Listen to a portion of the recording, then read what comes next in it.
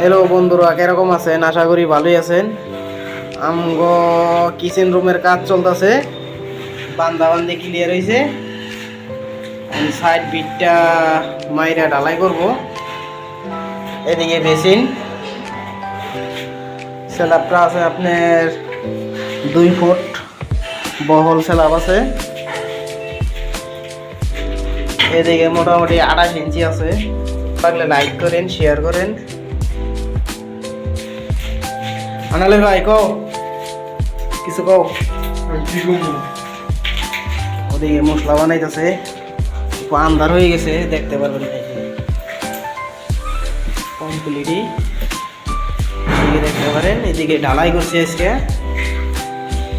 এই জায়গায় বাথরুম আছে, ঢালাই করা হয়েছে, ইংলিশ বলবে ওই জায়গায়। এদিকে বাথরুম।